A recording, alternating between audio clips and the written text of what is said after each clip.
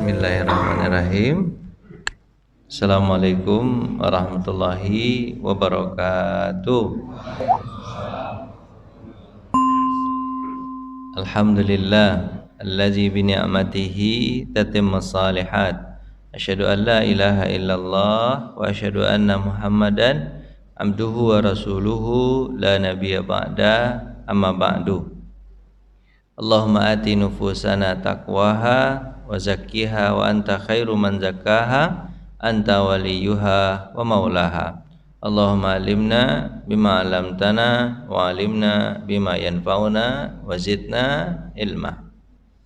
Jemaah yang dirahmati Allah, kita dalam pembahasan buku Minhajul Qasidin Syarah Mukhtasar Ihya Ulumuddin, bagian keempat tentang hal-hal yang melepaskan.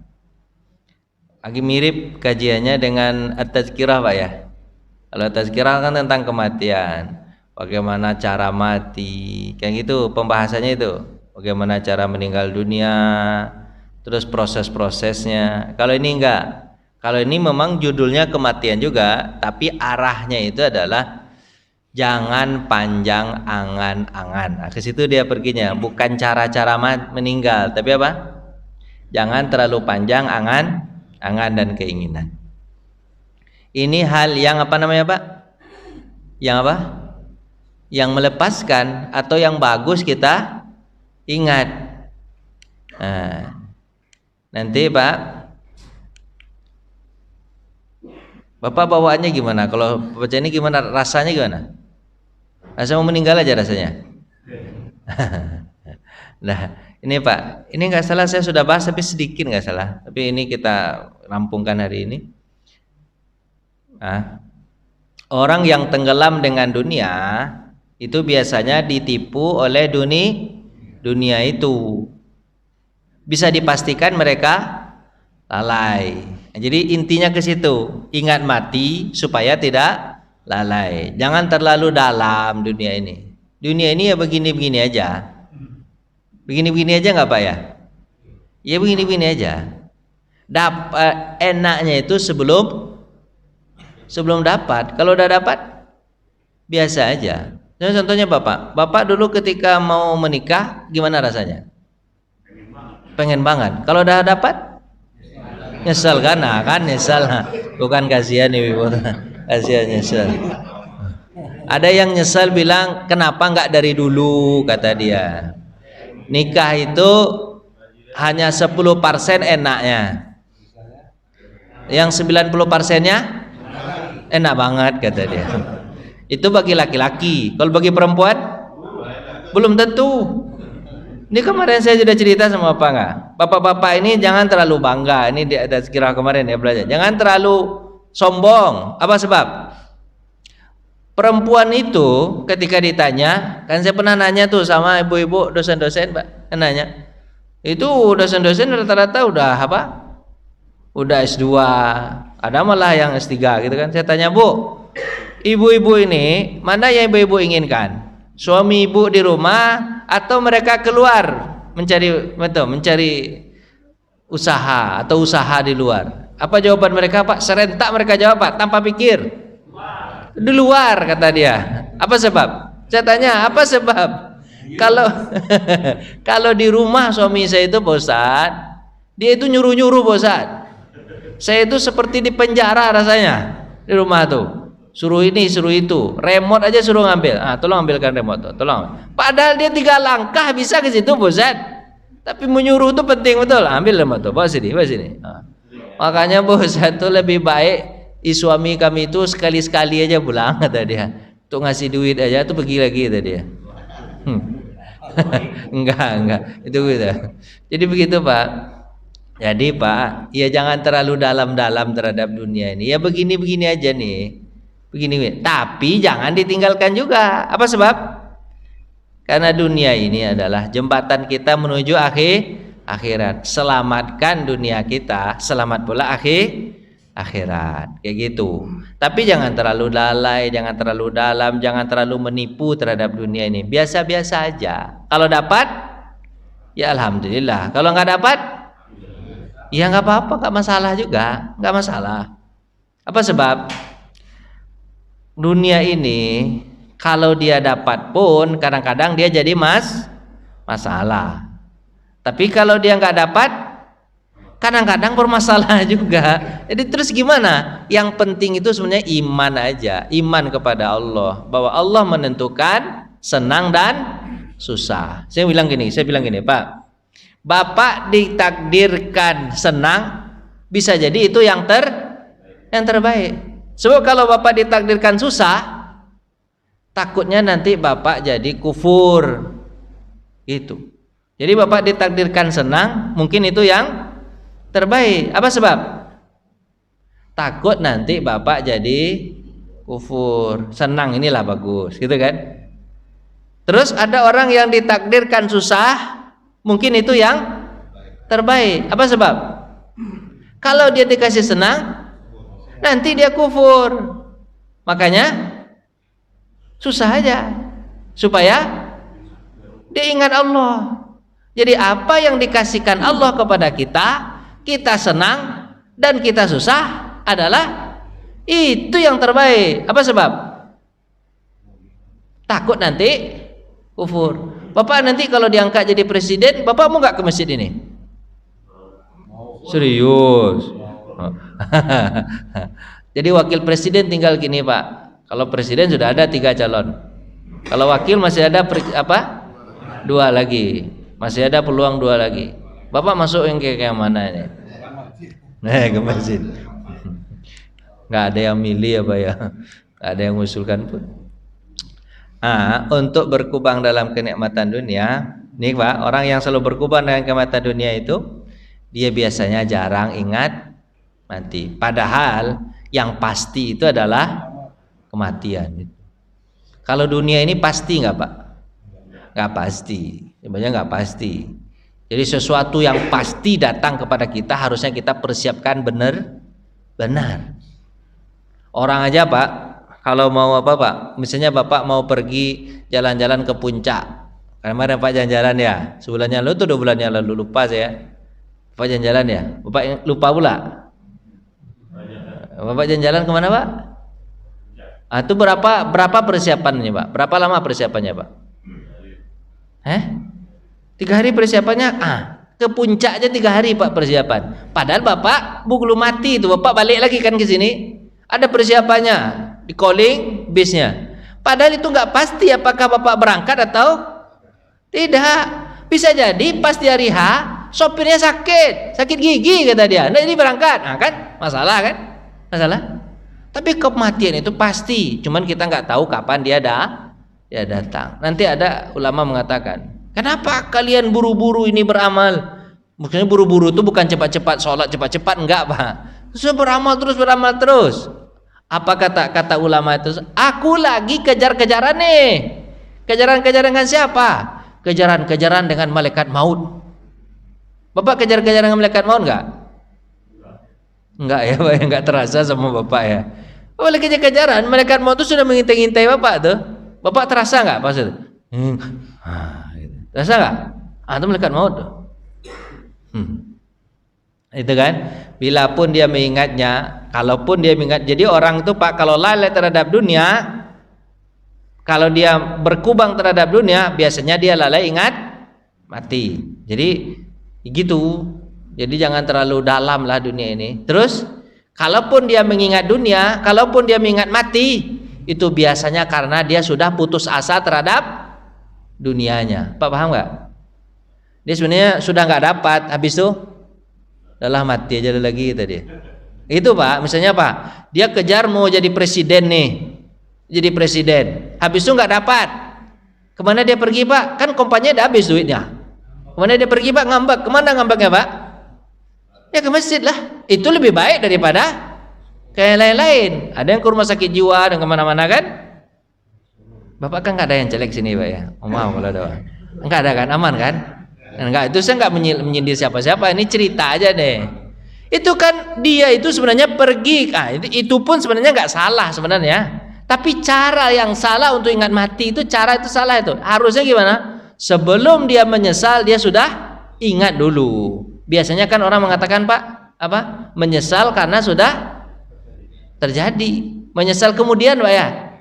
Kemudian, tapi nggak apa-apa juga daripada tidak sama sekali, gitu kan? Gitu, Pak. Jadi, Pak, harusnya orang itu dari awal sudah ingat mati, bukan terpaksa diingatkan untuk mati. Nah, biasanya orang yang suka tenggelam nih terhadap dunia, biasanya dia dipaksa untuk ingat mati. Biasanya gitu. Misalnya, Pak, dia sudah bergelimang dengan dunia itu, Pak, habis itu didatangkan Allah sakit. Habis itu gimana, Pak? Mati saya lagi. Kalaupun dia ingat mati, biasanya dia marah terhadap kematian itu. Kenapa saya yang sakit? Kenapa enggak orang lain aja yang sakit? Bang, orang lain sakit? Enggak sakit? Sakit juga kan? Bapak paham enggak cerita saya ini?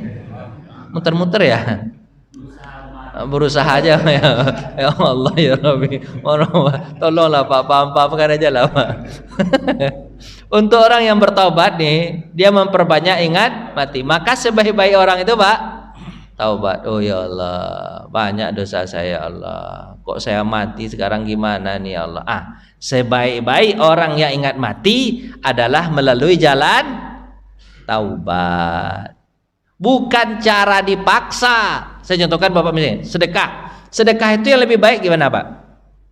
Ya ketika kita lapang dan ketika kita sulit, kita yang memberikan dengan sukarela, itu pahalanya besar. Tapi ada orang yang tidak mau sedekah, ada yang tidak mau sedekah, habis itu diambil sama Allah. Apa dia bilang? Karena sudah diambil sama Allah, dicuri, misalnya dicuri sama orang lah, atau kebakaran lah, segala macam Pak ya, atau tabrakan lah, dia bilang apa? Saya anggap itu aja sedekah. Ditipu orang kan, habis itu dia bilang apa? Saya anggap aja itu sedekah. Itu bukan sedekah, itu terpaksa untuk bersedekah. Itu nggak boleh, bukan nggak boleh. Boleh juga lah daripada tidak sama sekali. Tapi sebaik-baik pahala itu Bapak, jawablah sedikit. Nah, biar apa sebaik-baik pahala itu Pak? Kita yang ikhlas memberikan dulu sebelum Allah minta. Kita yang datang dulu ketika sehat ini ke masjid sebelum Allah kasih sakit. Kita yang datang dulu ke masjid dalam keadaan lapang ini sebelum kita dalam keadaan sulit. Pak, biasanya Bapak tinggal di Pondok Indah, sekarang kok di sini ya Pak tinggal? Pondok Indah habis, hancur. Terus Bapak ke sini kenapa? Karena sudah habis, makanya saya ke sini. Kalau nggak habis, saya tetap di sana. Nah, itu kan terpaksa itu namanya. Pak paham enggak nih? Berusaha aja memahami. Lanjut. Barang siapa yang membenci bertemu dengan Allah, ya Pak, maka Allah membenci bertemu dengannya. Enggak mau Allah bertemu dengan dia. Makanya Bapak benci enggak kalau Bapak mati? Suka enggak? Suka mati atau enggak? Bapak suka atau senang? Bapak senang enggak atau Bapak tidak senang kalau Bapak meninggal? Senang? Serius nih Pak? Kenapa Pak? Betah ya? Oh iya benar Pak ya. Itu tanda senang Pak ya. Jadi orang meninggal itu Pak, dia nggak apa? Nggak balik. Apa sebab? Senang kata Bapak nih. Benar juga. Iya benar juga. Dia betah, dia nggak balik-balik, dia benar tuh. Benar tuh. Benar Pak. Makasih ya Pak ya ilmunya Pak ya. Ya berarti senang tuh. Ya senang. Hadis riwayat muttafaqun alaih. Biasakan kita menerima kematian itu. Biasakan gitu-gitu. Karena ini untuk membersihkan apa? Diri. Ingat kalau kita mati biasanya kita tidak mau berbuat dosa. Gitu enggak Pak? Orang kalau ingat mati ingin buat dosa enggak? Dia mau dosa. Aduh, aku mati nanti ditanya sama Allah kemana ini? Gitu kan? Atau dia berbuat dosa, terus dia bertobat, kan ada jalan taubat kan ada Pak ya? Saya buat dosa tobat. Tapi Bapak harus khawatir juga, apakah tobat saya diterima atau tidak. Kan itu masalah tuh. Kalau tidak diterima, kan masalah jadinya. Makanya daripada masalah, usah jangan aja lah. Apa sebab? Iya, yang dulu aja belum ditobatkan, sekarang udah bikin masalah baru. Nah gitu. Jadi Pak, man ahabba liqa'a rabbi faqad ahabballahu liqa'ah, kan itu hadisnya itu. Siapa yang ingin suka berjumpa dengan Allah, Allah pun akan senang berjumpa dengan dia. Tapi kalau ada orang yang tidak mau berjumpa dengan Allah, Allah nggak mau jumpa dengan dia. Dipaksa aja sama malaikat untuk mati. Habis itu Allah nggak mau jumpa sama dia. Tapi kalau dia mau jumpa sama Allah, oh Allah, aku kangen berjumpa denganmu. Tapi kalau belum takdirku, jangan matikan ya. Itu. Tapi kalau sudah takdirku, nggak apa-apa, aku berjumpa denganmu. Nah, kayak gitu bahasanya, Pak. Bapak senang nggak kalau begitu bahasanya? Allah, aku ingin berjumpa denganmu ya Allah. Nah, masukkan ke hati. Tenang kan hati kalau gitu kan ya? Nah, aku berjumpa denganmu ya Allah. Lanjutlah. Untuk orang yang berilmu tentang Allah, pasti dia selalu mengingat kematian. Apa sebab, Pak? Karena Allah itu Maha Pengasih lagi Maha Penyayang, penyedia segala apa yang kita butuhkan. Kita nggak perlu cari lagi. Kan Allah itu Maha Kaya. Kan Allah itu Maha memberikan segala apa yang kita butuhkan. Kalau dia kenal dengan Allah, pasti dia senang menemui kematian. Gitu. Karena dia kenal sama Allah. Cuman kalau dia nggak kenal sama Allah, dia nggak tahu Allah itu Maha Pengasih Maha Penyayang, mencukupi segala kebutuhan, pasti dia tidak mau ketemu sama Allah. Apa sebab? Dia nggak tahu Allah itu Maha Pengasih Maha Penyayang. Allah itu Maha Pengasih, Allah itu Maha Penyayang, segala kebutuhan dicukupi. Apa yang kita butuhkan ada. Makanya kalau ketemu sama Allah senang. Gitu Pak, senang Pak. Nah, dia menginginkan agar bisa terbebas dari alam dunia ini. Bukan berarti dia ingin bunuh diri, bukan. Kalau bunuh diri berarti mendahului takdir Allah, enggak. Cuma alam ini kan, dunia ini ya senang-senangnya juga biasa-biasa aja kan Pak ya. Kalau dapat ya biasa-biasa aja. Saya ngelihat orang kaya itu Pak, dan orang yang banyak duit itu Pak, makannya juga nasi juga ya. Nasi juga. Itu pun kadang-kadang nggak banyak Pak, sedikit cuman. Apa sebab? Lebih banyak tukang lagi makan nasinya. Tukang, Pak, double kan nasinya itu Pak ya. Selesai sama dia tuh. Wow. Kalau orang kaya Pak, makan nasi gimana Pak? Jadi, nasi kucing. Apa kata dokter? Pak, jangan banyak-banyak makan nasi ya. Bapak diabetes sekarang. Terus saya makan apa? Kentang diapain? Direbus aja. Boleh kasih garam nggak biar ada rasa? Enggak Pak, nggak boleh Pak. Itu aja Pak makan. Berapa sehari? Sehari itu 3 biji aja Pak. 1 pagi, 1 petang, 1 sore. Padahal duitnya banyak Pak. Tapi makannya kentang aja. Saya ketemu sama orang gitu Pak. Kentang aja kawan. Wah, kata saya, lebih senang hidup saya lah daripada hidup dia. Saya makan nasi padang oke aja, nggak ada masalah. Pakai gulai tunjang lagi. Sampai sekarang belum ketemu gulai tunjang. Berapa lama? Apa? Nih Pak. Nih. Keutamaan mengingat kematian. Keutamaan nih Pak. Apa faedahnya kalau kita ingat mati? Abu Hurairah berkata, Rasulullah bersabda, hadisnya. Apa kata Nabi? Perbanyaklah mengingat mati. Karena itu adalah pemutus kelezatan. Orang kalau terlalu lezat Pak, dunia ini Pak, ibarat apa Pak? Ibarat madu. Ibarat apa? Madu. Madu dengan semut. Madu dengan apa? Dengan semut. Saya contohkan madu dengan semut Pak. Ada madu 1 tetes, kemudian ada semut. Semut itu ada matanya atau enggak Pak? Serius? Katanya enggak ada. Makanya dia punya apa tuh Pak? Ada tongkat 2 di mana? Sungut-sungut itu Pak. Itulah yang meraba tuh. Nampak sama dia? Bukan nampak, dapat sama dia. Habis itu dicicipin sama dia. Oh, manis ya. Manis. Makin manis, dia makin masuk ke dalam. Habis itu tenggelam, mati dia dalam madu. Coba Pak lihat semut. Pak cobain madu situ. Semut datang tuh. Dikiranya karena manis dia bisa nyemplung, akhirnya mati di dalam. Harusnya semut-semut yang berikutnya itu gimana Pak? Harusnya apa? Mendapatkan pelajaran karena dia mati, karena saudaranya mati di dalam madu. Tapi semut berikutnya ternyata tidak mendapat tuh apa Pak? Tidak mendapatkan pelajaran dari itu. Malah semut yang kedua pun walaupun dia melihat mayat temannya tertuju ke aku di situ, Pak. Tapi dia coba, oh manis juga nih, manis. Dalam, nyebur, mati. Sampai semut berikutnya dan semut berikutnya. Akhirnya kering madu itu gara-gara bangkai semut. Itulah kira-kira banyak manusia itu. Banyak orang yang sudah mati gara-gara dunia ini. Tapi orang lain tidak mengambil pelajaran. Harusnya ada pelajaran di situ. Sebab orang yang terlalu asik dengan dunianya pasti mati juga. Itulah kira-kira. Masuk nggak ini ceritanya? Nah, saya sambil bercanda nih, mudah-mudahan begitulah. Ya bukan berarti Bapak meninggalkan dunia, Pak ya. Tapi kalau Bapak terlalu lezat dengan dunia ini, maka Bapak nanti akan tercebur ke dalam dan mati di sana. Betul? Dunia ini enaknya, Pak. Dunia ini kalau enaknya ya, ada apanya itu, Pak? Ada susah-susahnya itu, Pak. Enaknya begitu. Bapak tahu enaknya susah-susah itu? Susah-susah itu, Pak. Seperti monyet di atas pohon. Nah, itu banyak perumpamaan, Pak. Monyet di atas pohon. Pas dia di puncak itu, Pak, datang angin kencang. Apa yang dilakukan monyet?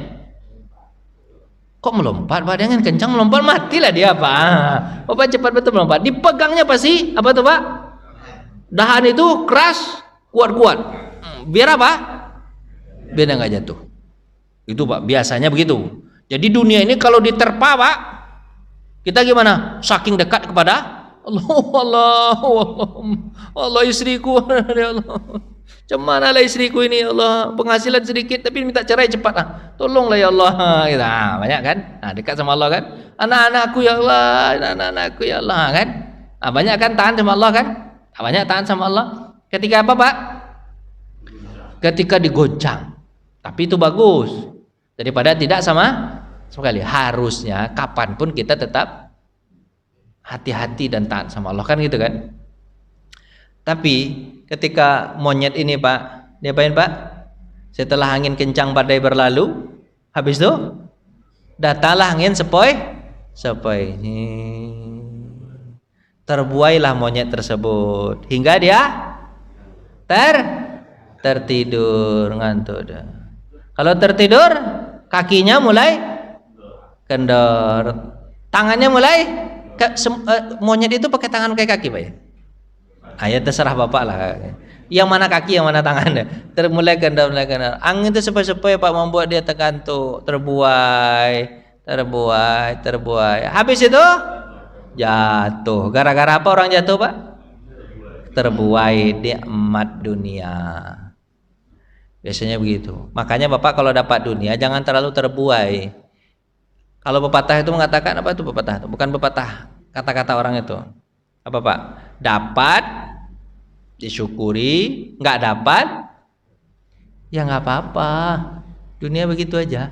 Dapat ya disyukuri. Allah yang memberikan kenikmatan. Mungkin itu yang terbaik buat dia. Apa sebab?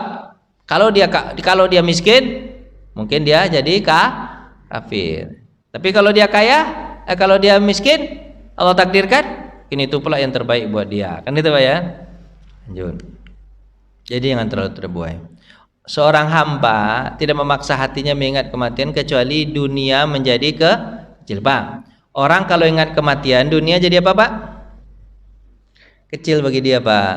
Jadi, Pak, kalau dia dapat banyak, dia biasa aja. Apa sebab? Dia nggak sombong. Apa sebab? Tak lagi saya mati juga, kata dia kan. Kalau dia nggak dapat, dia biasa juga. Apa sebab? Dia mati juga, kan itu. Jadi, Pak, ya biasa-biasa aja. Memang itu jadinya bagusnya orang mengingat mati ini. Kalau dapat, biasa aja. Kalau nggak dapat, apa aja, biasa aja. Semuanya biasa-biasa aja. Bapak pernah nggak ketemu sama orang usia sampai 200 tahun? Pernah nggak orang? Rata-rata usia orang berapa, Pak? 60, 70, 80, 90 itu udah banyak banget tuh, Mas. Udah banyak banget tuh, Mas. Saya belum pernah ketemu orang yang umur sampai 500 tahun, belum pernah lagi, Pak. Sampai sekarang belum pernah lagi. Kalau ada pasti masuk apa, Pak? Masuk award apa, Pak? Award rekor, apa, Pak? Rekor. rekor dunia gitu Pak ya. Nggak ada. Paling 112 ada kemarin ya. 112. Paling itu aja Pak. Satu-satu orang itu Pak. Tapi meninggal juga akhirnya. Meninggal juga. Makanya Pak, ingat mati ini bagus. Untuk apa Pak? Untuk menenangkan dan menyadarkan diri. Ibnu Umar radhiyallahu an, ya kan, ketika dia mengingat kematian, beliau menggigil ketakutan seperti burung yang kehujanan. Setiap malam beliau mengumpulkan para ahli fikih untuk apa Pak? Dengan mati. Jadi Pak, Ibnu Umar tuh kalau dia ingat kematian dia akan apa Pak? Menggigil dia. Ya Allah kalau aku mati. Padahal dia masih muda ketika itu. Hamid Al-Qusairi ini contoh-contoh orang. Ini orang. Setiap orang ketika yakin pasti akan mati, tetapi kami tidak melihatnya bersiap-siap untuk menghadapinya. Jadi ini kata Hamid Al-Qusairi. Kami yakin orang itu pasti akan mati, tapi kami heran ya, kenapa mereka nggak siap-siap ya? Harusnya gimana Pak? Kalau dia pasti mati, harusnya gimana? Siap-siap. Apa kira Pak persiapan untuk mati itu Pak? Apa Pak? Ya amal Pak. Setiap tempat biasanya beda apa namanya itu? Beda apa? Beda apa? Beda duit. Setiap tempat beda itunya, beda transaksinya Pak. Transaksinya beda. Gampang aja misalnya gini. Bapak di Indonesia, Bapak pergi ke Malaysia. Apakah uang rupiah Indonesia bisa berlaku di Malaysia? Jawablah dikit Pak, biar saya tahu Bapak masih hidup. Bapak, ya Pak. Gini Pak, Bapak di Indonesia, Bapak orang Indonesia berangkat ke Malaysia. Sampai di Malaysia uang apa yang berlaku? Uang ringgit. Bisa nggak berlaku orang rupiah? Nggak berlaku. Begitu juga kalau Bapak dari dunia pindah ke akhirat, apa yang berlaku? Amal soleh. Membayarnya dengan amal soleh, dengan amalan yang baik. Kalau di dunia mungkin dengan duit bisa, ya kan? Lancar urusan, gitu kan? Itu dengan uang, dengan segala macam kan bisa. Tapi di akhirat bisa nggak dengan duit? Nggak bisa, nggak ada bawa duit. Pakai orang dalam Pak ya? Ya kalau pakai orang dalam tuh bisa tuh Pak. Makanya Bapak kenal sama malaikat Jibril. Dekat-dekatin malaikat Jibril tuh orang dalam tuh. Ya, malaikat Nabi Muhammad, ya kan? Dan Nabi Muhammad orang dalam tuh. Gimana caranya? Banyak-banyak berselawat. Banyak berselawat sama Nabi ya, Nabi ke orang dalam, ya Nabi. Tolong saya nanti di mana? Nanti di akhirat. Itu bisa itu. Itu cara itu bisa. Di dunia orang dalam. Ada juga orang dalam di dunia tuh, Pak. Di akhirat ada juga orang dalamnya. Cuma di dalam di dunia dengan dalam di akhirat beda. Orang dalam di dunia bisa sogok. Orang dalam di akhirat nggak bisa disogok. Bisanya dengan amal soleh. Pakai orang dalam bisa Pak ya. Bagus juga. Makasih Pak ya. Pakai orang dalam. Sumaid bin Ajlan berkata, barang siapa meletakkan kematian di depan kedua matanya, maka dia tidak akan mempedulikan sempit dan lapangnya dunia. Jadi kalau ada depannya kematian itu Pak, dia nggak susah apa Pak? Sempit dan lapangnya dunia. Kalau dia menemukan istri yang cerewet, biasa aja, sabar aja lah. Paling 60 tahun habis cerewetnya. Apa sebab? Mati dia. Tapi kalau dia baik, ya bersyukur aja. Apa sebab? Ya jangan terlalu sayang-sayang sama istri Pak. Kalau terlalu sayang biasanya gimana Pak? Terlalu bersyukur sama istri, biasanya ditambah sama Allah. Ibu nggak paham dah. Ibu nggak. Ini kan la in syakartum la azidan akum, wa la in kafartum inna azabi lasyadid. Kalau kamu bersyukur Bang ya, tambah. Takutnya Bapak bersyukur banyak sama istri Bapak tambah nanti. Santai aja. Enggak Bu, bercanda Bu. Bercanda ya. Syukurlah dapat istri yang baik apa ya. Jalan menunjukkan mengingat kematian, gimana jalannya Pak? Tahuilah bahwa bahaya kematian itu besar. Bahaya kalau mati besar nggak Pak? Besar. Bapak tidak bisa berbuat apa-apa kalau sudah mati. Nggak bisa nyogok, nggak bisa apa tuh Pak? Di dunia nih Pak, di dunia kalau Bapak nggak makan, Bapak bisa minta tolong nggak sama orang Pak? Jawablah dikit, bisa nggak? Bapak nggak punya tempat tinggal, bisa minta tolong nggak sama orang Pak? Bisa, pasti ada orang yang nolong Pak. Tapi kalau Bapak sudah masuk ke akhirat dan Allah, ini contohnya gampang ini Pak. Susah saya ngomong ya. Ada orang yang sudah divonis mati.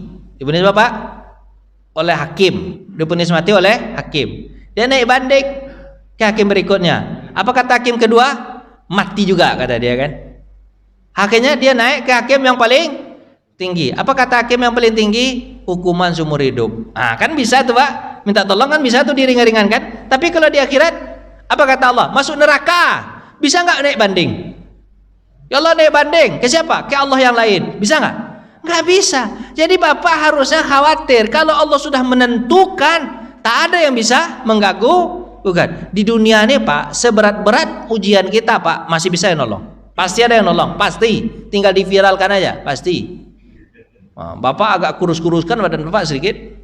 Habis itu teleng-telengkan kepala. Itu diviralkan sama orang. Bapak ini sudah 3 minggu tak makan-makan. Datang bantuan Pak. Bisa itu. Bisa itu. Tapi kalau di akhirat bisa nggak begitu Pak? Udah dibakar dia pindah neraka, Bapak teleng-telengkan kepala, aduh sakit, bisa nggak dibantu? Tak ada yang bantu. Makanya kalau orang tahu cara mewujudkan kematian, bahwa kematian itu lebih besar bahayanya daripada kehidupan, harusnya itu yang dipersiapkan. Itu cara mengingat kematian gitu. Begitu Pak. Ya Pak ya. Jadi Bapak ingat bahaya besar dari kematian. Jalan yang paling berdampak baginya mengingat kematian itu Bapak, dia harus mengingat-ingat kawan-kawannya pernah mati juga. Pak, Bapak pernah nggak melihat orang meninggal? Jawablah, pernah nggak? Pernah. Berarti Bapak sama nggak kira dengan dia nanti itu? Pasti sama. Kalau begitu, sering-sering Bapak melihat orang mati. Biar apa? Biasanya Pak, kalau ceramah-ceramah tentang kematian ini biasanya kurang masuk ke hati. Apa sebab Pak? Kurang masuk ke hati apa sebab? Karena diceramahin doang. Tapi kalau istrinya langsung meninggal, atau anaknya langsung meninggal, atau siapa yang langsung meninggal, apa yang terasa? Iya ya, benar ya kematian. Biasanya makanya Pak, untuk bisa jiwa ini diingatkan dengan kematian itu, gimana caranya? Sering-sering ingat orang mati. Itu yang pertama. Yang pertama tadi itu apa? Ilmui bukan? Kematian itu besar bahayanya, satu. Yang kedua apa Pak? Sering-sering lihat orang meninggal. Itu membangkitkan rasa bahwa Bapak nanti akan juga meninggal. Membangkitkan rasa untuk meninggal itu. Itu Pak. Benar nggak? Bapak mau nanya atau gimana nih? Capek Bapak nggak dengar saya? Ya itu gimana caranya? Memang begitulah ceramahnya, untuk membangkitkan hati ini Pak, biar bersih jadi ya. Kan ini hal yang bagus yang tadi ingat. Cuman orang malas ya, kalau ingat-ingat mati ini orang malas ya. Apalah Ustaz ini bahas mati aja tadi kan. Tapi ini bagus kata siapa Pak? Imam Al-Ghazali. Ibnu Mas'ud berkata, Nabi juga bilang, orang yang berbahagia adalah orang yang diberi pelajaran dengan orang lain. Jadi bukan dia yang kena. Kalau dia yang kena kira-kira gimana Pak? Sedih lah dia. Tapi anggaplah penderitaan orang itu sama dengan kita nanti kalau menimpa. Maka ambil pelajaran dari apa Pak? Dari orang lain itu. Kalau orang meninggal, gitu. Tapi jarang orang yang biasanya pas ketika dia orang meninggal, dia cerita apa Pak?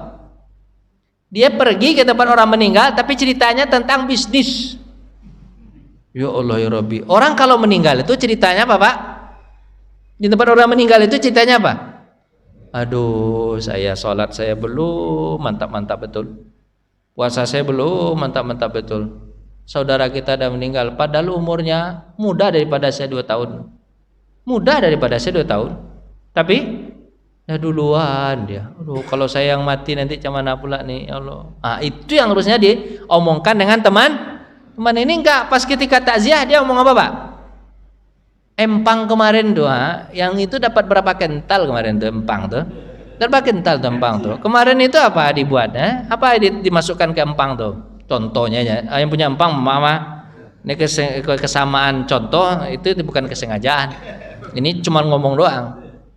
Berapa kintal dapat? Alhamdulillah dapat 10 kintal. Banyak untungnya Pak, 2 kali lipat lah. Dia datang ke orang kematian, tapi ceritanya dunia, bisnis. Ya nggak jadilah masuk kematian itu ke dalam hati. Harusnya ceritanya Bapak kematian itu. umur dia muda daripada 2 tahun. Padahal tadi di masjid ketawa-ketawa makan sarapan, gara-gara makan sarapan mati dia. Ya Allah ya Rabbi. Kan ada orang begitu. Ada kan orang banyak mati mendadak itu Pak? Ada nggak? Ada.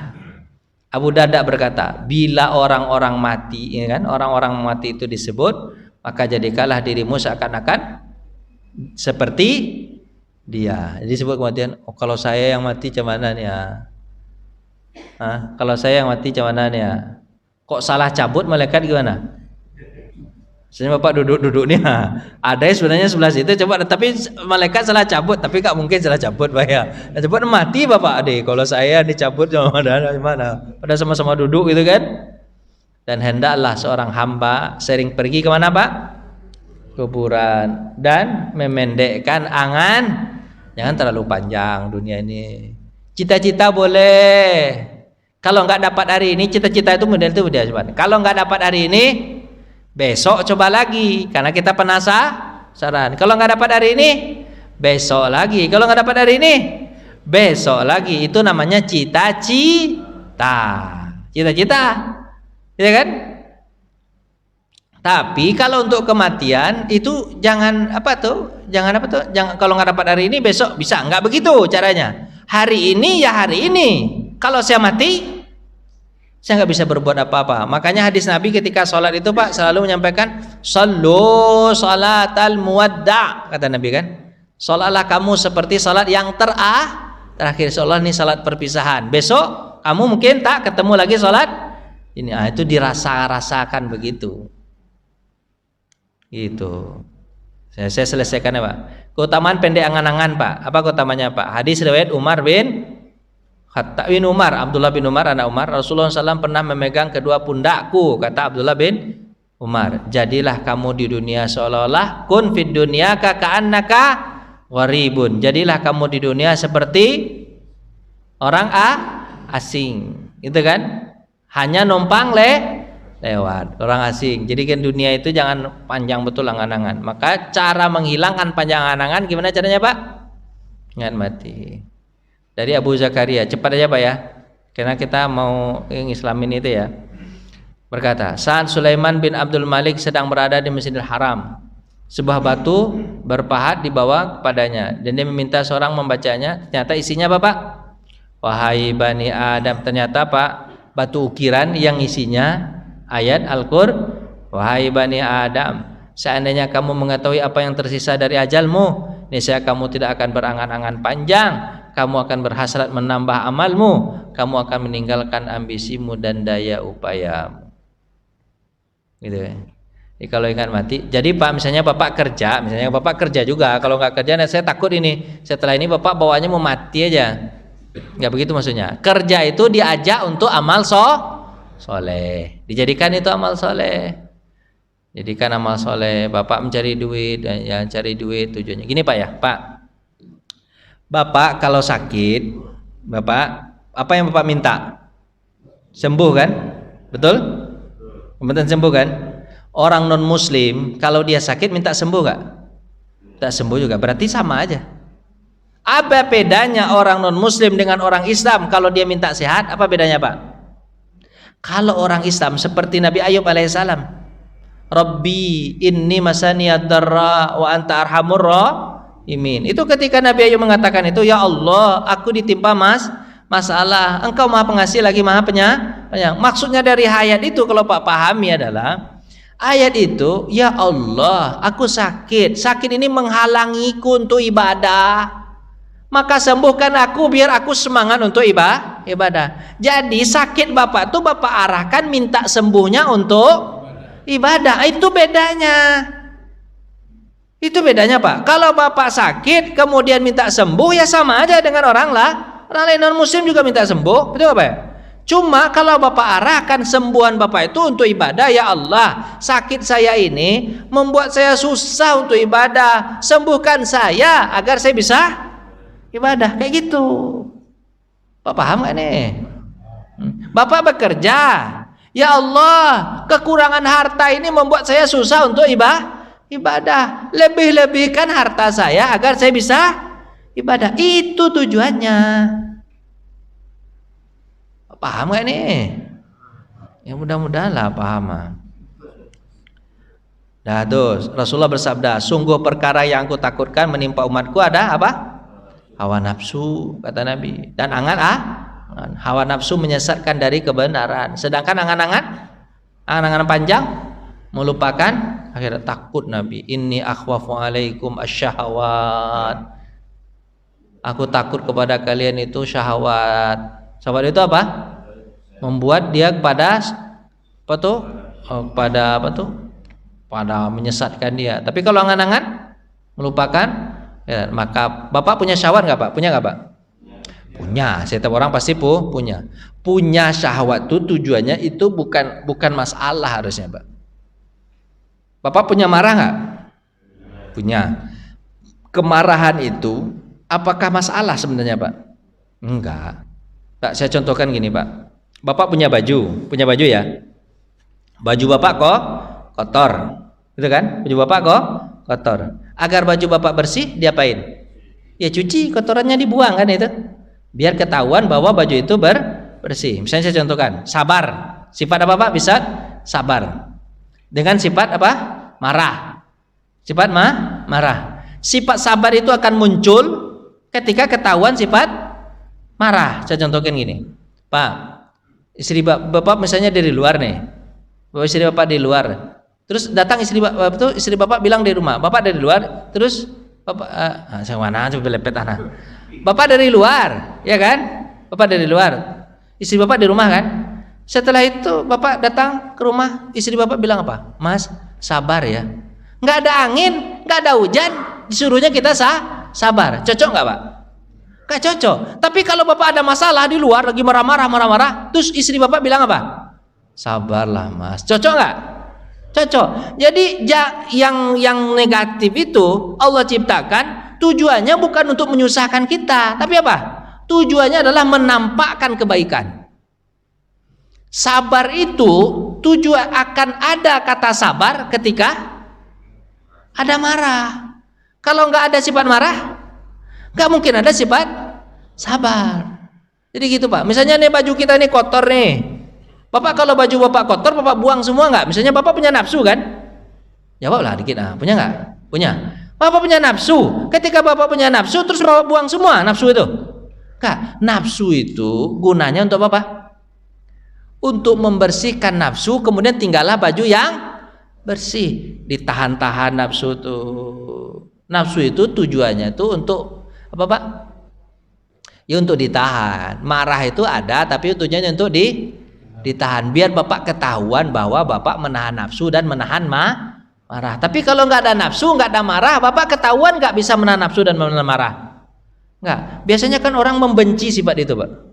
Padahal tidak ada yang Allah ciptakan dalam keadaan sia-sia. Biasanya muncul sifat baik ketika ada dorongan sifat jahat. Jadi gitu. Jadi Bapak jangan marah-marah. Ngelihat orang marah misalnya, Bapak ngelihat orang marah-marah. Ya Bapak jangan marah-marah pula sama dia. Dia Bapak dimarahin nanti sama dia. Enggak, Bapak lihat. Oh marah-marah itu ternyata tidak bagus. Bercermin Bapak dari itu. Bapak ini sudah dibukanya. Alah, sebab penyakit panjangan ini Pak. Cinta dunia, cepat-cepat aja lah lagi. Ya, cepat-cepat penyakit dunia cinta Pak. Karena terlalu cinta dunia. Yang kedua apa Pak? Terlalu bodoh dia. Penyakit angan-angannya terlalu bodoh bahwa dia akan mati gitu kan. Dia mengandalkan masa mudanya, padahal mati juga. Orang muda juga meninggal dunia, ya kan? Lanjut aja cepat-cepat di dua Pak. Dan tingkatan manusia terkait dengan panjang pendeknya angan-angan. Ada yang berharap hidup sampai tua renta. Ada yang angan-angannya tidak terus. Ada yang pendek ibu udah ditutupnya. Cepat aja lah. Bersegera dalam beramal Pak. Bersegera dalam amal Pak ya. Ini mana di samping ini? Dua nikmat yang banyak manusia merugi. Apa tuh Pak? Sehat dan luang. Iyalah Pak.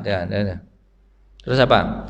Sungguh aneh satu kaum. Mereka diminta berbekal, ya kan? Desa Hasan ya Pak. Dipanggil untuk berangkat. Yang apa tuh? Yang awal dan yang akhir ditahan, tetapi mereka tetap duduk bermain. Aneh manusia ini. Dia akan mati, tapi dia tetap main-main aja. Harusnya gimana Pak? Siap-siap lah, ya kan? Ayolah cepat, hampir habis. Mengingat dahsyatnya kematian. Apa tuh Pak? Kematian itu berat. Seperti apa Pak? Tebasan pedang. Kalau di samping bilang apa Pak? Seperti kambing di kulitin. Ini dicerita kemarin, ini cerita ke atas kira nih Pak. Bagaimana dua malaikat ditarik nafas ini mana Pak? Oh gitu kan. Dan yang bisa meringankan itu apa Pak? Hanya minta kepada Allah. Dah habis nih, cepat-cepat aja nih. Dasarnya kematian. Dahlah, cepat aja lah. Dah selesai. Assalamualaikum. Ya begitu. Jadi begitu aja Pak. Itu intinya itu Pak ya. Intinya insya Allah udah dapat. Apa intinya Pak? Jangan panjang angan-angan, ya. Jangan terlalu banyak cinta dunia. Yang kedua, jangan terlalu bodoh dengan kematian ini. Kematian itu pasti ada. Saya rasa Bapak nggak akan nanya kan? Karena ada apa Pak? Ada apa? Nah itu. Tapi Bapak dapatkan intinya? Yang pasti seriusnya. Dah. Baik, kita syahadatkan saudara kita dulu Pak ya. Ke depan dia atau di belakang aja? Mana enak? Menurut kebiasaan gimana? Didampingi Ibu.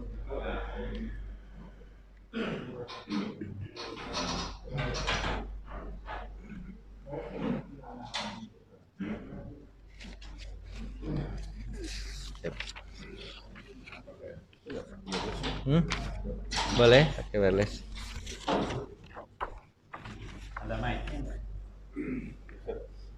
Duduk di situ?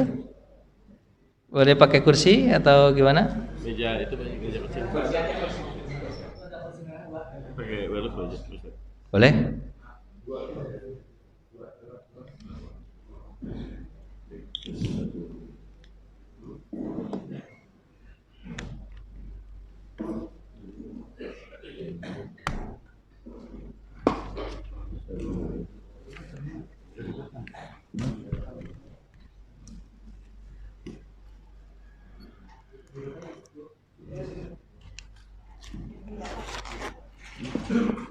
Ya. Gantungin aja gitu. Ditaruh biasa. Oh. Boleh. Bismillah. Assalamualaikum warahmatullahi wabarakatuh. Mana? Ada dua ya? Ya dua. Ya nggak apa-apa, ini aja. Insya Allah saudara kita bernama Ferry Nistianti. Nomor KTP terlampir, tempat tanggal lahir Jakarta 15 Agustus 1993. Jenis kelamin perempuan. Alamat Jalan Jembatan Besi Tambora, Jakarta Barat. Agama asal adalah agama Buddha. Warganegaraan Indonesia. Pada hari ini, apakah saya mau bertanya, apakah dengan kerelaan hati ingin masuk ke agama Islam? Dengan kemauan saya sendiri. Kemauan saya sendiri. Apakah ada keinginan-keinginan lain yang menyertainya untuk masuk ke agama Islam? Nggak ada. Kok nggak bunyi? Udah dinyalain. Oke. Baik. Kenapa saya tanyakan itu? Karena ketika masuk Islam ini, kalau ada keinginan-keinginan dunia, maka keislamannya itu tidak diterima oleh Allah Subhanahu wa taala. Karena Tuhan kita adalah Allah Subhanahu taala. Jadi keinginan itu tetap keinginan akhirat. Walaupun nanti diikuti namanya ikhlas. Apa namanya? Ikhlas. Ikhlas karena Allah Ta'ala. Tapi kalau ada keinginan dunia, tapi yang rasa ingin dunia itu dengan hati itu kita sendiri yang tahu, bukan orang lain. Maka dibersihkan keinginan itu bukan hanya keinginan dunia, tapi keinginan karena panggilan dari Allah Subhanahu Ta'ala. Kemudian sebenarnya untuk masuk Islam ini nggak perlu disaksikan oleh orang banyak. Diri kita sendiri aja bisa, insya Allah. Diri kita sendiri aja bisa. Tapi untuk apa disaksikan oleh orang banyak ini? Sesuai dengan undang-undangnya itu untuk surat menyurat. Itu surat menyurat aja sebenarnya. Soalnya kalau sendiri bisa, asyhadu alla ilaha illallah wa asyhadu anna Muhammadan, selesai, dia masuk Islam. Begitu mudahnya untuk masuk ke agama Islam. Tapi untuk apa disaksikan oleh orang banyak? Supaya apa? Untuk surat menyurat. Nanti bedanya nanti orang itu ketahuan dia muslim atau non muslim itu ketika apa? Ketika dia meninggal dunia. Kalau dia meninggal dunia terus kita bersaksi bahwa dia adalah muslim, maka diselenggarakan dengan cara Islam, gitu kan? Tapi kalau dia bukan muslim karena sendiri aja, itu tentu tidak bisa diselenggarakan dengan cara Islam. Tentu diselenggarakan sesuai dengan nama yang ada di tertera dari KTP. Jadi nanti KTP itu akan berubah, agamanya Buddha menjadi agama Islam. Itu gunanya disaksikan. Ya. Terus masuk Islam ini mudah dan gampang. Dan setelah masuk Islam, tahukah kewajiban-kewajibannya? Ya, benar. Terus ada puasa, ada zakat, ada haji. Zakat kalau sudah sampai uangnya, haji kalau sudah ada uang untuk berangkat Mekah. 5 rukun Islam dan itu harus dijalankan. Apa yang pertama? Syahadat. Syahadat ini insya Allah nih kita akan ini syahadat. Kemudian apa? Sholat, puasa, zakat, haji. Nah, itu kewajibannya. Tapi yang paling penting agama kita itu cuma 2. Apa itu? Syahadat dan sholat. Jadi setelah ini tidak boleh meninggalkan sholat. Buktinya sebagai seorang Islam tidak boleh meninggalkan sholat. Sholat itu 5 waktu sehari semalam. Ada subuh, ada zuhur, ada asar, ada maghrib, ada isya. Harus sholat, belajar sholat. Belajar nanti bisa dari orang yang terdekat yang sudah muslim. Ada nggak saudara yang terdekat yang muslim? Siapa tuh? Ibu ini. Ibu ini sebagai apa nih? Tante. Oh, ada muslim. Orang tua udah Islam belum? Dengan kemauan sendiri. Tapi orang tua muslim atau enggak? Tidak. Terus orang tua nanti setelah biasanya ya, orang kalau Islam orang tuanya masih non muslim biasanya dikucilkan. Bagaimana? Dikucilkan nggak? Habis ini kira-kira diterima sebagai anggota keluarga atau gimana? Diterima pasti. Diterima ya, ya alhamdulillah. Berarti welcome ya orang tuanya ya. Baik, jadi tidak ada alasan lagi buat kita. Sebenarnya kita bersyukur dan ini adalah jalan yang paling benar didapatkan oleh panggilan siapa? Ferry Nistianti.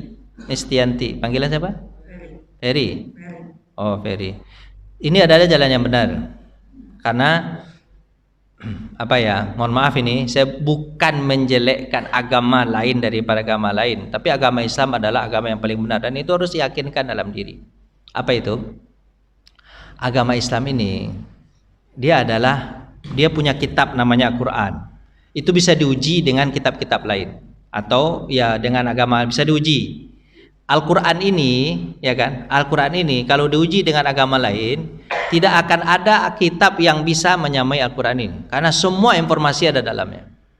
Baik informasi kehidupan sampai informasi kematian, baik informasi yang nyata maupun informasi yang tidak nyata. Gitu kan? Dan agama itu kan kalau diuji dari kitabnya kan. Dari ketuhanannya, dari syariatnya dan dari kitabnya. 3 itu agama itu diuji. Agama Islam ini ketuhanannya jelas. Apa itu? Allah. Mohon maaf ya, kalau agama yang lain ini saya harus tahu itu keyakinan itu. Sebab kalau masuk Islam belum tahu itu susah dia. Nah, gini. Kalau agama lain itu misalnya ya, yang nyembah macam-macam ya. Kalau ditanya ke dalam hatinya, apakah itu yang kau sembah? Apa jawaban dia? Apakah itu misalnya ya, mohon maaf ini, agama Buddha, Hindu, segala macam lah, agama Kristen, segala macam lah. Kalau ditanya kepada penganutnya, apakah itu yang kamu sembah? Apa jawabannya? Biasanya jawaban dia bukan. Tapi ada di belakang itu yang lebih hebat. Siapa dia? Kami nggak tahu. Cuman yang ini kamu sembah, yang depan ini apa ini betul? Enggak betul. Rata-rata begitu jawaban dia. Tapi kalau kita menyembah siapa? Allah. Ketuhanan kita jelas. Ketuhanan kita adalah Allah yang menciptakan alam semesta. Karena seluruh Tuhan yang dipertuhankan oleh orang selain Allah Subhanahu wa taala di agama Islam, mereka itu gimana ya? Tidak ada yang mengaku bahwa dirinya Tuhan. Cobalah agama-agama lain, Hindu, Buddha, Konghucu segala macam ya. Kristen, itu Tuhan mereka itu apakah mengaku dia sebagai Tuhan? Enggak. Rata-rata Tuhan yang dipertuhankan oleh agama lain itu adalah apa? Diakui oleh penganutnya. Jadi Tuhannya itu diangkat, bahasanya diangkat. Tapi kalau Tuhan Allah ini Tuhan dalam Islam, itu Allah sendiri yang mengaku bahwa dia adalah Tuhan. Innani anallah. Aku ini tuh Tuhan. La ilaha illa ana. Tiada Tuhan kecuali saya. Fa'budni wa aqimis sholata li zikri. Sembah saya, ingat saya dengan cara menyembah. Jadi Allah sendiri yang mengaku. Artinya apa? Kalau seluruh orang Islam ini tidak jadi orang Islam, maka Allah tidak akan berubah menjadi tidak jadi Tuhan. Enggak, dia tetap jadi Tuhan walaupun seluruh orang kafir. Atau sebaliknya, seluruh orang beriman kepada Allah dan menjadi orang muslim, apakah Allah itu naik derajatnya? Enggak. Itu Tuhan dalam Islam. Tuhan dalam Islam itu bukan diangkat tapi absolut, dia sendiri yang jadi Tuhan. Itu konsep ketuhanan Islam jelas betul. Yang kedua, konsep syariat. Coba lihat, ibadah orang Islam jelas enggak? Jelas. Ada puasanya. Puasa itu jelas, ada sholatnya, ada puasa jelas. Sholat itu tuh tujuannya apa? Coba lihat. Sholat itu kalau dilihat dari sisi kesehatan banyak apanya? Banyak keutamaannya. Dilihat puasanya banyak keutamaannya. Tapi kalau ibadah-ibadah orang lain coba lihat gimana keutamaannya. Nyanyi atau segala macam itu sulit untuk bisa apa? Ini. Dan harus jelas. Kemudian yang ketiga, Islam itu agama itu dinilai dari apanya? Dari kitabnya. Tiga itu. Cara ketuhanannya, habis apa? Syariatnya, habis apa? Ini kitabnya. Al-Quran itu kitabnya, carilah di dalamnya. Tinggal dibaca aja. Cuman kan kebanyakan orang Islam sekarang itu jarang baca Quran. Makanya nanti setelah masuk Islam, baca Al-Quran itu dengan teliti. Satu persatu diteliti, pasti akan masuk iman di situ. Akan masuk, ternyata dunia ini Allah yang ciptakan, lama gitu ya. Nah, saya tidak memperpanjang-panjang ini, tapi itu harus dijelaskan dulu bahwa Islam ini adalah pilihan terbaik. Jadi setelah masuk Islam tidak boleh keluar, itu masalahnya, ya kan? Setelah masuk Islam nggak boleh keluar, atau ada rencana ingin keluar. Nah, sebab kalau keluar masuk lagi dia nggak bisa, itu masalahnya. Kalau sudah mendapatkan kebenaran, habis itu keluar dari kebenaran itu Allah nggak terima lagi nih. Makanya keyakinan untuk masuk Islam ini betul-betul dalam hati dan tidak ada paksaan. Kalau ada paksaan nanti, atau ada paksaan atau keinginan dunia lah segala macam, nanti gimana? Pasti akan keluar.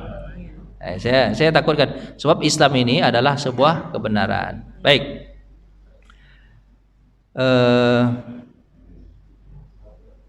Kita Islamkan aja lagi Pak ya. Baik, cara masuk Islam ini gampang sekali. Hanya dengan mengucapkan kalimat syahadat maka masuk Islam. Baik. Saya tanya ya, nanti jawab ya gitu. Ferry, apakah nama Anda Ferry Nistianti? Ya. Apakah Anda ingin masuk Islam? Ya. Apakah Anda masuk Islam karena paksaan? Tidak. Apakah Anda masuk Islam karena ada motif dunia? Niat duniawi? Niat. Ya. Apa niatnya? Apakah karena menikah Anda masuk Islam? Dengan kemauan saya sendiri. Mau saya sendiri? Serius? Ya. Baik. Kalau begitu kita Islamkan dan saksikan. Bismillah. Bismillahirrahmanirrahim. Dengan nama Allah yang maha pengasih lagi maha penyayang. Allah Maha Pengasih, Maha Pengasih, Maha Penyayang. Maha Penyayang. Asyhadu Asyhadu alla alla ilaha ilaha illallah illallah wa asyhadu asyhadu anna anna Muhammadan Muhammadan Rasulullah. Rasulullah. Aku bersaksi Aku bersaksi tiada Tuhan tiada Tuhan selain Allah, selain Allah, dan aku bersaksi dan aku bersaksi Nabi Muhammad Nabi Muhammad utusan Allah. utusan Allah. Asyhadu Asyhadu alla alla ilaha ilaha illallah illallah wa asyhadu wa asyhadu anna anna Muhammadan Muhammadan Rasulullah. Rasulullah. Aku bersaksi Aku bersaksi bahwa bahwa tiada Tuhan tiada Tuhan selain Allah, selain Allah, dan aku bersaksi dan aku bersaksi Nabi Muhammad Nabi Muhammad utusan Allah. utusan Allah. Asyhadu Asyhadu alla alla ilaha ilaha illallah illallah wa asyhadu wa asyhadu anna anna Muhammadan Muhammadan Rasulullah. Rasulullah. Aku bersaksi, Aku bersaksi tiada Tuhan tiada Tuhan selain Allah, selain Allah, dan aku bersaksi dan aku bersaksi Nabi Muhammad Nabi Muhammad utusan Allah. utusan Allah. Amin. Amin. Barakallah. A'udzubillahi minasyaitonirrajim. Bismillahirrahmanirrahim. Alhamdulillahirabbil alamin. Hamdan syakirin hamdan naimin. Hamdan yuafi ni'amahu wa yukafi'u mazidah. Ya Rabbana lakal hamdu kama yanbaghi li jalali wajhikal karim wa azimi sultanik. Allahumma ahyina bil iman wa amitna bil iman wahsyurna bil iman wa adkhil jannata ma'al iman. Ya Allah, ya Tuhan kami, hidupkan kami dalam keadaan beriman. Saudara kami, saudari kami pada hari ini namanya Ferry Nistianti telah masuk Islam. Ya Allah, Engkau maha menyaksikan. Ya Allah, kuatkan keimanan Ferry, jadikan dalam hatinya bahwa Engkau adalah maha yang menciptakan. Ya Allah, masukkan ke dalam hatinya bahwa Engkau yang menciptakan dia, bahwa Engkaulah ya Allah yang telah memberikan rezeki kepadanya, bahwa Engkaulah ya Allah yang telah menjaganya, bahwa Engkaulah ya Allah yang telah menciptakannya. Ya Allah, saudara kami Ferry Nistianti telah masuk Islam. Beliau mengaku bahwa Engkaulah Tuhan, tiada Tuhan selain Engkau. Ya Allah, ya Tuhan kami, masukkan ke dalam hatinya keimanan, kuatkan keimanan dalam hatinya. Ya Allah, jadikan keyakinannya dalam Islam adalah keyakinan yang kuat. Buat dia taat ibadah kepadamu. Ya Allah, jadikan dia bisa melakukan ibadah sholat, ibadah puasa, ibadah zakat, ibadah haji. Ya Allah, kuatkan hidupnya dalam keadaan iman, bahagiakan dia di dunia dan bahagiakan pula dia di akhirat. Ya Allah, ya Tuhan kami, matikan pula nanti dalam keadaan beriman. Kumpulkan kami bersama orang-orang yang beriman. Allahumma musarrifal qulub, tsabbit qulubana ala dinika wa ala taatik. Ya Allah, ya Tuhan kami tahu hati kami ini berbolak-balik. Ya Allah, kadang yakin, kadang ragu. Ya Allah, ya Tuhan kami, tetapkan hati kami yakin kepadamu. Ya Allah, tetapkan hati kami yakin bahwa Engkaulah segala-galanya. Engkau yang menciptakan kami, Engkau yang memberikan kami rezeki, Engkau melihat kami. Ya Allah, ya Allah, ya Tuhan kami, tetapkan kami dalam keadaan iman. Rabbana la tuzigh qulubana ba'da iz hadaitana wa hab lana min ladunka rahmah innaka antal wahhab. Ya Allah, ya Tuhan kami, jangan Kau ragukan kami dalam keimanan ini. Ya Allah, buat kami yakin seperti yakin imannya Nabi Muhammad SAW, seperti imannya para sahabat, seperti imannya para tabi'in, seperti imannya para ulama. Ya Allah, masukkan keimanan ke dalam hati Ferry seperti imannya Umar bin Khattab.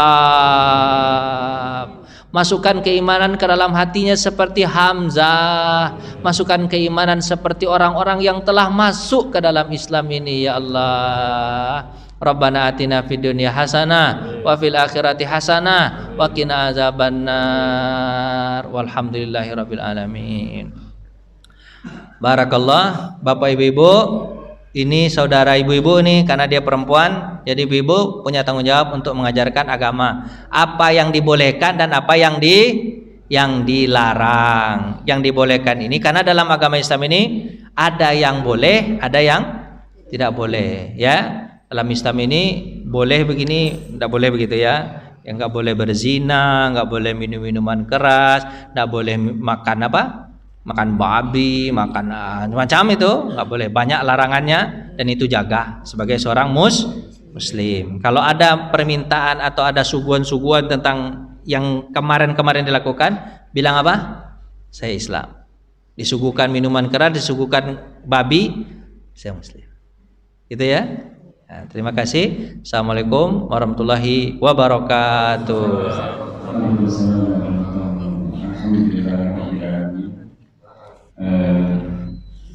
Selanjutnya adalah penandatanganan dari dokumen yayasan juga saksi dari Pak Ustadz Rodi. Saya BKM dan juga dari Ketua Yayasan sebagai dokumen yayasan bahwa saudari kita, saudari Heri telah masuk Islam pada tanggal 10 September 2003. Alhamdulillah, alhamdulillah.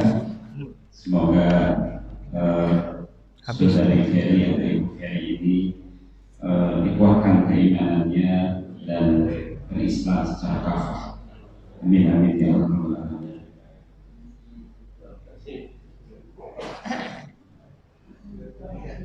Pulpennya habis. Selanjutnya ada Aman ya? Apa namanya? Dan saya kedatangan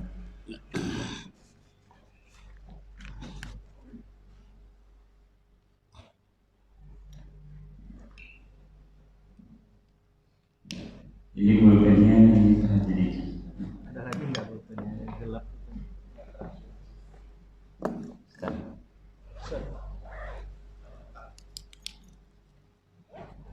Ini Maaf. ada Ini yang ini Pak. Mana tadi? Oh, ini satu lagi. Ini pandang. Dua. Ini buat dokumen yayasan satu. Yang pertama. Ya.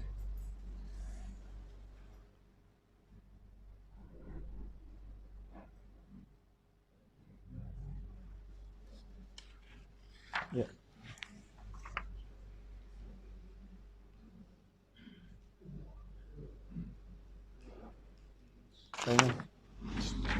silakan Imam mewakili Ketua Yayasan.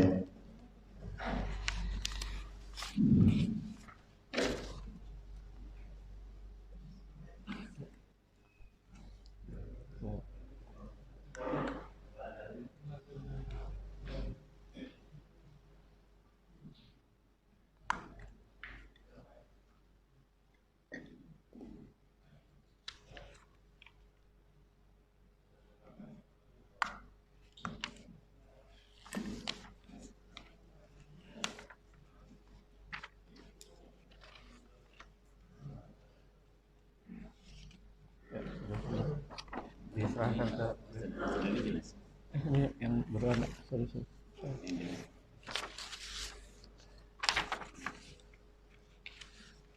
Ya. Serahkan. Mbak Ferry, jadi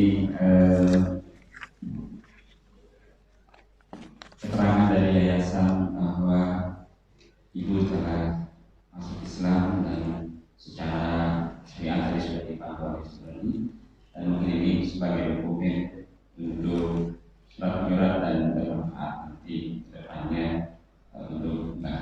Demikian, ini kita serahkan surat dari yayasan. Kemudian juga ini ada bikisan dari yayasan. Ini ada sejadah dan mukena dan Al-Quran. Semoga ibu bisa, dan juga dananya juga. Semoga ibu bisa mengamalkannya dan menggunakannya secara Islam. Demikian. Terima kasih, terima Ya, kasih ya. ya. Ya, sama-sama. Alhamdulillah, ibu-ibu, bapak-bapak, kita bersaksi saudari kita yang Islam ini. Demikian. Assalamualaikum warahmatullahi wabarakatuh. Waalaikumsalam. Dan bahagia ya. Iya, Bapak Ustaz. Ya, Terima kasih. sama-sama. Oke, Terima Kak, kasih. itunya. Oke, ke bawah. Tuh, salam sama ibu-ibu.